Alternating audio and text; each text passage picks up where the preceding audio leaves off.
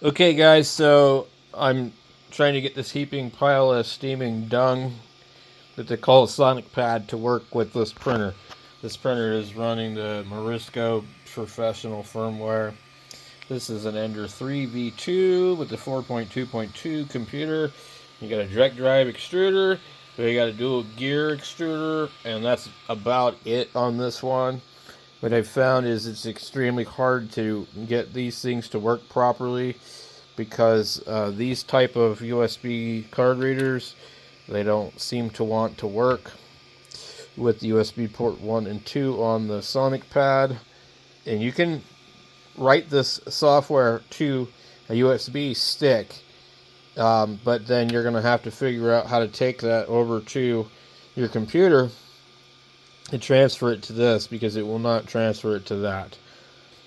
I did a factory reset. There are ways to get it to select the USB on the back, but I can't do it now anymore. So what we're going to do is address this stupid issue and go over here. We'll use one of these cards here. So over here we have this USB stick, and it flashed to that, no problem whatsoever. I have no idea what the deal is here, or why it won't work. So it says there's an error with the drive, so we'll scan it and repair it, and we'll click close, and we'll try it. We're going to try it one more time. There are these on here. Let's go ahead and let's take this card here, and we'll just delete this. Yes. And we're going to go and format this card. I don't think it'll make any difference, but we'll just go ahead and try. Alright, so here we are back at the Sonic Turd.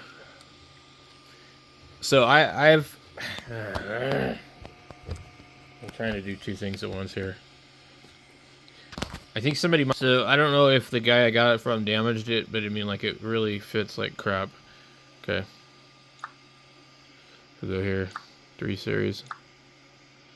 Okay.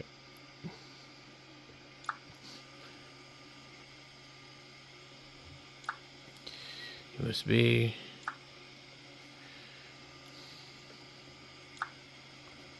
Ooh.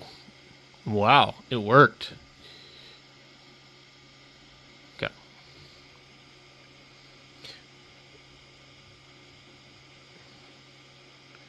Okay.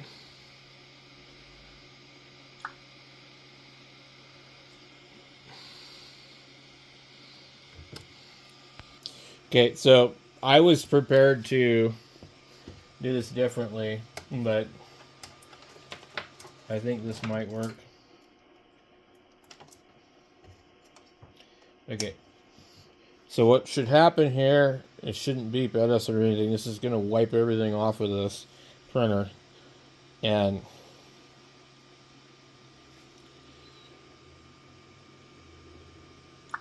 okay, now we're going to take our cable and hook it to this thing, and hopefully it works.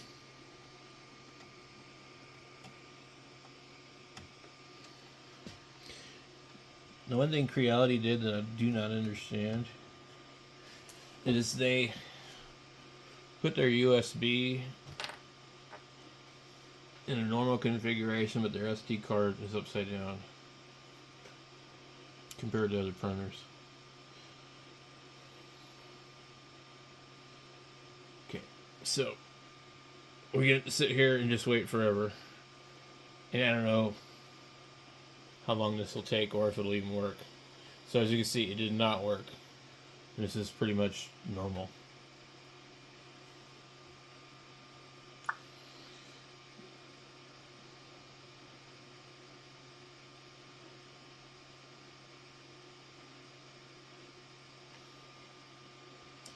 Okay.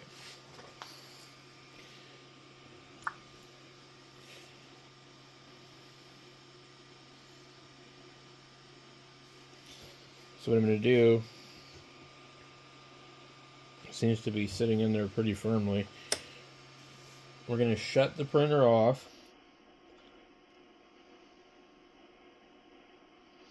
And the printer will stay on because the USB is powering it. Okay.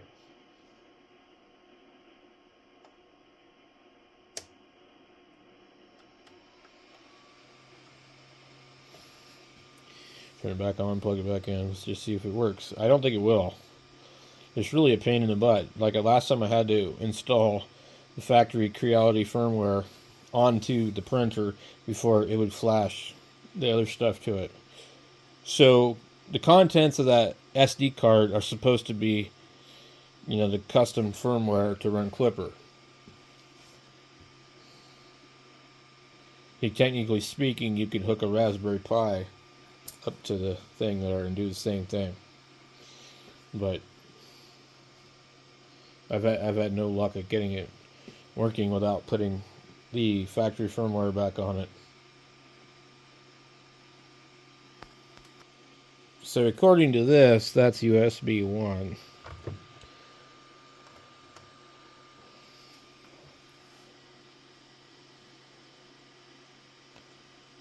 I have no idea.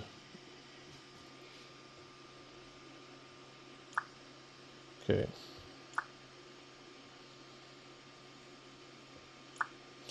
Please power on the printer and click next step.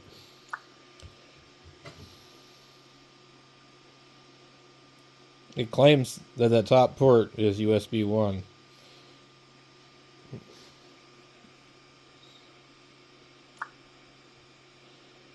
Two, 1, 3, and 4 on the back.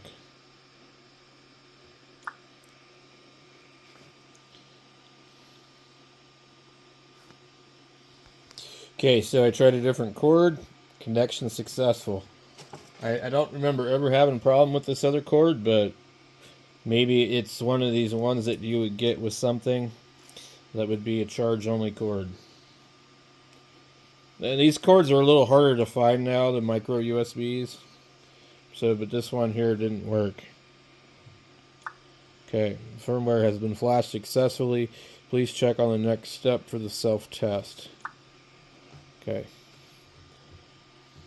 Now, when you do this, your screen on your printer, it won't do anything anymore. It'll just be lit up like that. It's just kind of how it is. Okay. So the throat cooling fan is started. Please check that the fan is rotating.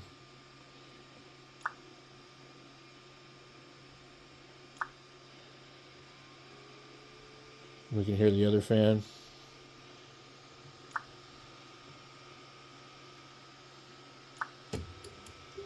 Okay.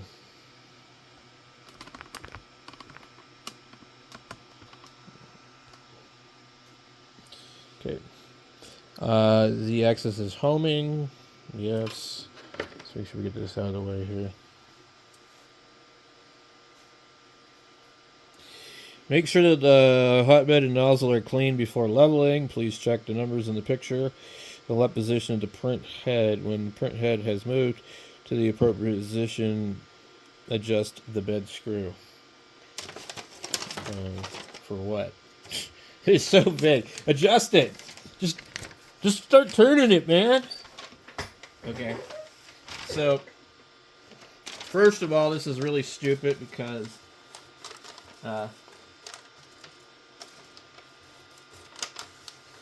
I've already leveled this previously. So unless it adjusts my Z, I'll be fine. Congratulations! Your printer is in perfect condition. So, I'm pretty sure everything should be pretty close to fine. I am not going to do the calibration on this. Okay, let's just go to preheating. And we'll see PLA. Okay. Now, let's go back to home. You can see what we can print. And we will need to... Now, I've never had any luck with a USB stick printing, but we're going to try that, I think. So let me grab that one stick and just put a benchy on here.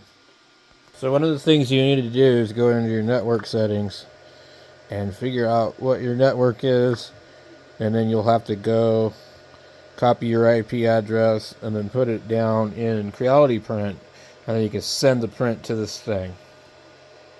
Okay, I wasn't able to do it from the creality app, but what I did was I just typed in the IP address and then it opens up Fluid, and I uploaded the file from there. So you can see here, print bed is heating. It's pretty close to 60. I tried to adjust the settings. It still says this stupid thing's going to take forever to print. So let's just see how it starts out, if it even prints, if something's misadjusted, you know. So I've got a Raspberry Pi 3. I've been playing around with that. I need to go ahead and try and learn how to do Klipper on that and see how that varies versus this. This thing's really, really glitchy, and I mostly don't do anything from this thing itself anyways. There's so many problems with it. The more that you fiddle with it, the more likely it is to hang up and freeze. So, what I want to do is get the Pi and just see. I wonder if maybe I can actually just hook a Pi to it with it already flashed like this, and be able to like switch back and forth between the Sonic Pad and the Pi and see which one works better. I would imagine the bin file that's been flashed to the computer is pretty similar. I mean, it's Klipper, although it is Creality's Klipper. So, I've still yet to try this with my Sobel SVO6 Plus, just because I've never had any real good luck with it, even on the Creality printers. And somewhere I have the files and stuff to run that one, but that one appears to be lots of issues. The SVO6 Plus has potential. I would say this thing is binding up. I can hear it.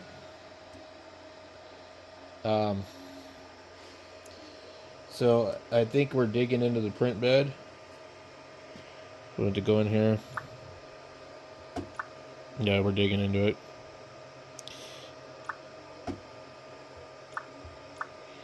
I'm not sure how far up I went. Boy. You set a printer up perfect, and the damn thing... Okay. So it started to print now. The distance I've moved, I think, is... Where's my Z? 0.4. It's actually too close. I think it's printing right now.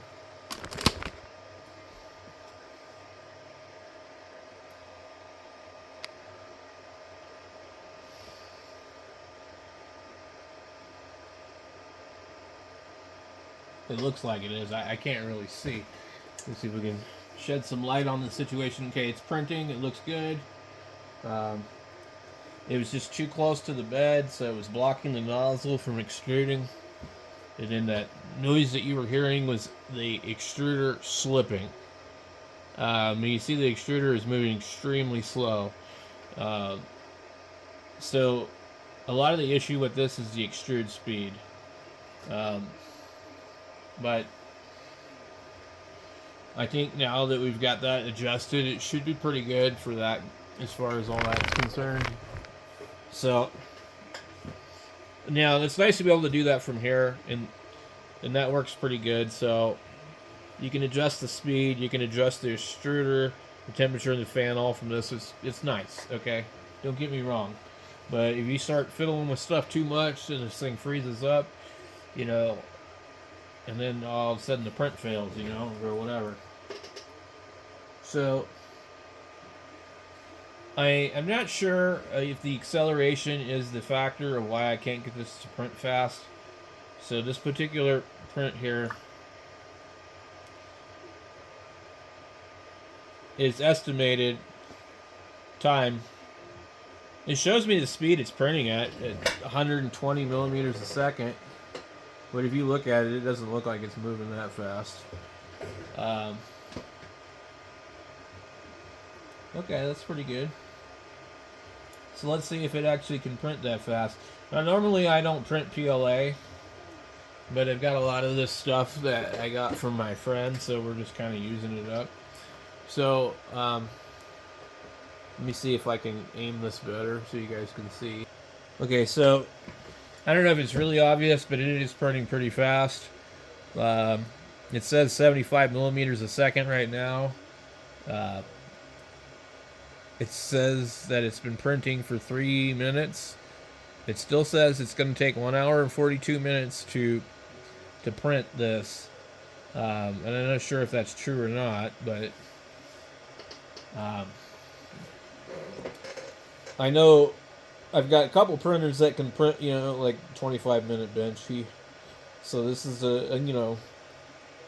probably not possible on one of these, but I think maybe you should be able to cut that number down a bit from what I'm at right now, but we'll just run it for a second and see what it does.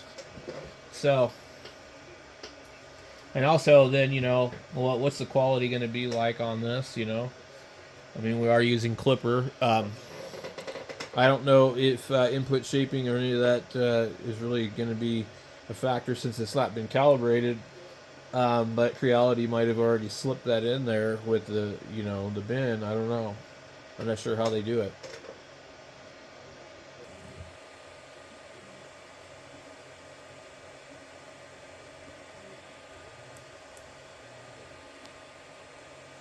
Let's see here.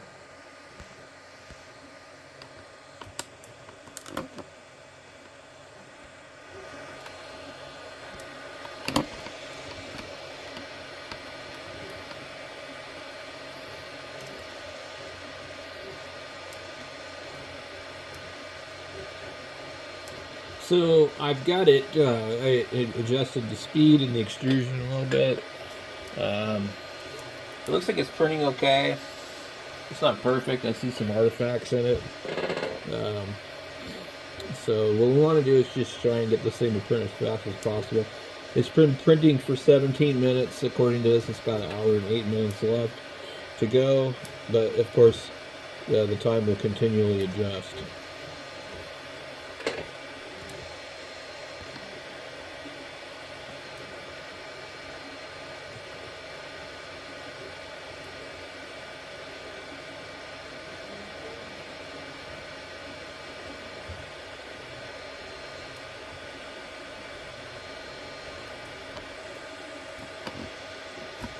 So it's been printing for 49 minutes. And it's 65%. It is claiming to have 44 minutes left. It's 92 out of 240 layers. I haven't really looked at it. I kind of walked away from it for a bit. The quality looks okay. They don't really look under extruded. Maybe inside the boat a little bit.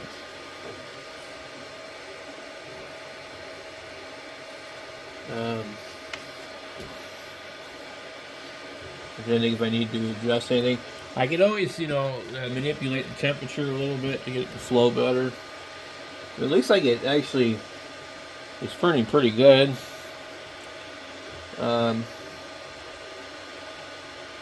The side of the boat looks fine. The back of the boat looks okay. So, it's going to take quite a bit longer though.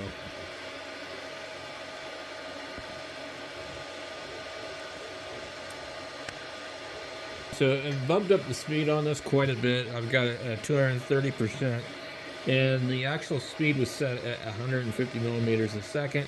And that doesn't account for acceleration. So, basically, the print head travel speed is different than the actual printing speed. But right now, when I look at my screen here, it'll give me an idea of what's going on. And you can see it jumps all over the place and moves a lot. So we have the extruder turned up to 170%. I've bumped the temperature up to 210, and these are the speeds that we're seeing here. And we'll go ahead and pull out of here, and these are probably accurate speeds, but of course the travel speed is something really, really small and slow. So that's kind of the issue. But it looks like even at this accelerated of a speed, that this is actually still printing just fine. That is, so to keep an eye on things, and I can adjust the temperature, and hopefully that'll flow more. And definitely it's going to be easier to print fast with PLA. So right now I'm just kind of watching it to see if it's going to do anything funky, or if there's any problems or anything. And then I can just kind of back it off. But it looks like it's doing okay. In the beginning, I think it was under extruding, but now it's probably over extruding. But we're moving fast enough, it's not really a super issue. Alright, so I've raised it to 250% speed. And so down here I'm seeing right now 63, 188, 25, 240, 240. I've seen it go as high as 300 now. 240, 63, 240. Certain prints, really can't benefit from speed as much because, there's too much going on.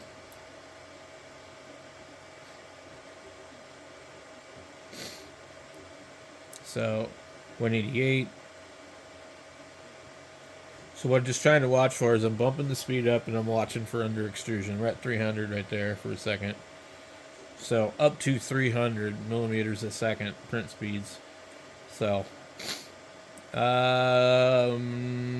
at 1 hour and 2 minutes, and we have 17 minutes left of print time. So we should be done in about 1 hour and 19 minutes total is what I think it'll be.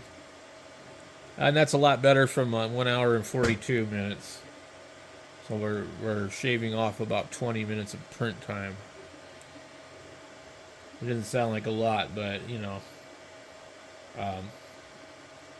it takes quite a bit of print speed and acceleration. The acceleration is the main thing. Like when it's not printing, how fast it moves from one spot to another. This does have to do some acceleration. I think it would be kind of fun to convert one of these to a linear rail. I've also seen there's like a serious kit for these, like linear rails on the sides here, linear rails on X, Y, and Z. It's like, whoa, that's crazy. So for me, my next adventure in printing will be when a reasonably priced Core XY printer comes out that hasn't been rushed to the market. And you won't see me buying an SVO8 anytime soon.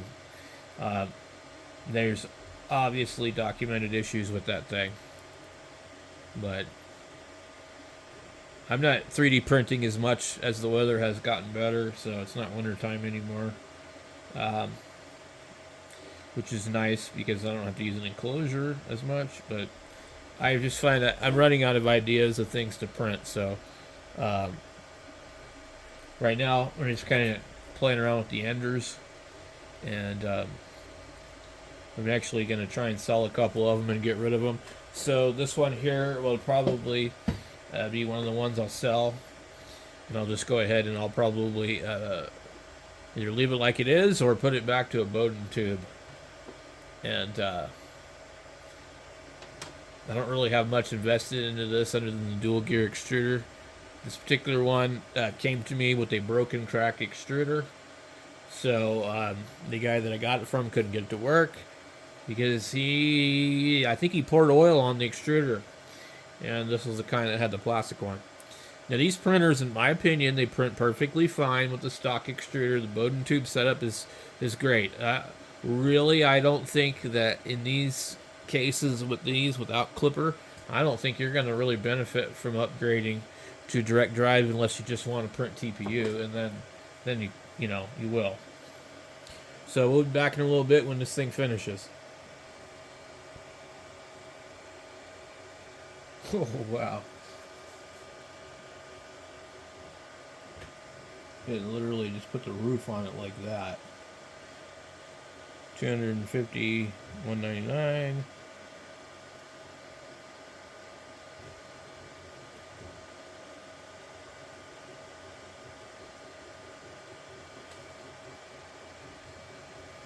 This is the fastest I've seen this thing move yet. That's only 199. 254.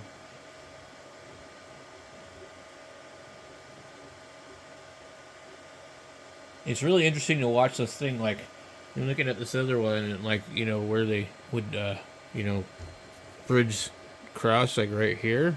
Like, how the hell does it do that? And I watched it do it, and I thought, wow, that's pretty crazy. So, I mean, these printers are capable of doing some pretty interesting stuff. Uh, you're also capable of being a huge pain in the butt when they don't work right.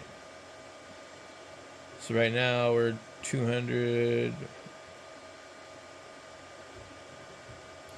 I backed the extruder down a little bit and raised the speed up a little bit.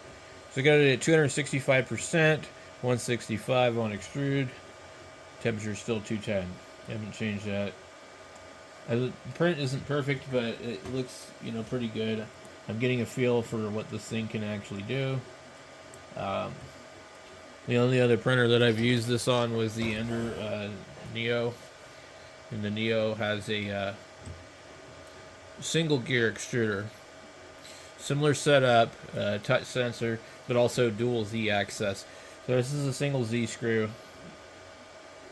I think on these printers, I really don't think you do need the dual Z screw. I didn't notice any benefit on the two that I did it to. So it is nice though to have it, but I don't think it's really mandatory.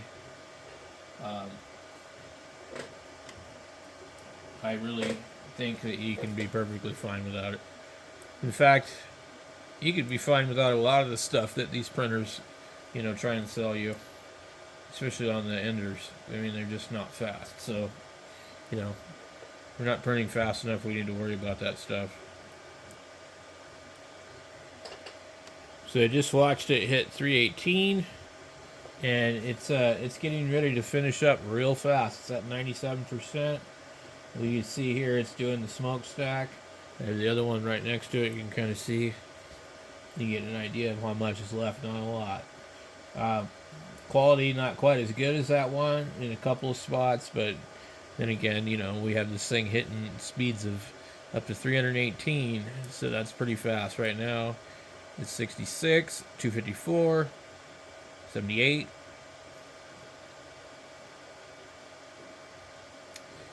Let's see here. 47, 33 is the slowest I've seen it go. So there's some, I can see some issues. It's printing the same artifact right here on this one. Not 100% sure what the reason is. Maybe something sticking to the nozzle in all cases of these. So I think at this point it's just going to sit here and do the smokestack, and that's, it says 7 minutes remaining. I'm not sure if that's necessarily true or not.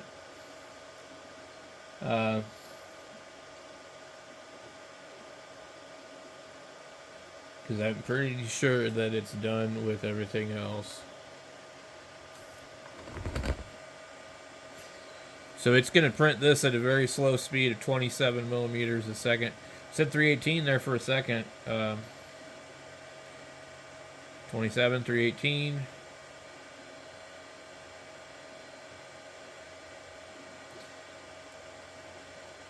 It is doing some infill on these. So let me see how quickly it does. It's 6 minutes remaining.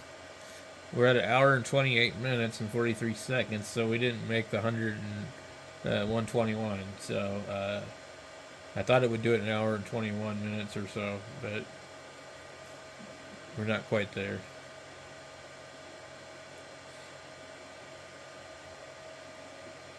Alright, so it just finished, and it said it had 5 minutes left. I keep bumping this other printer right next to me. Let's see if I can get it to come off there. So the hairspray on the glass, let me tell you, man, it works. And, I mean, it works real good. So...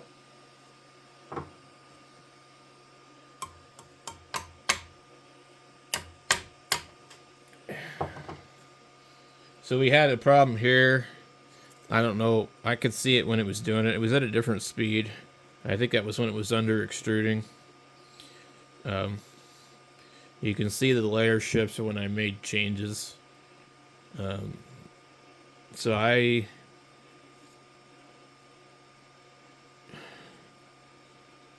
made changes around here. And then this maybe... I don't know, but they all seem to booger up in certain spots, and my other one,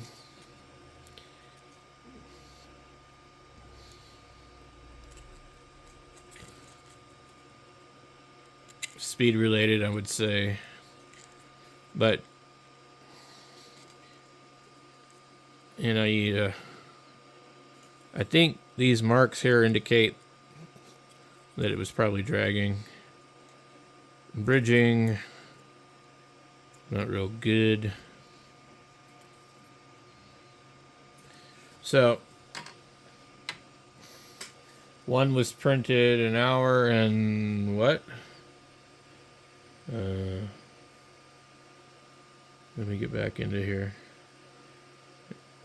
I didn't.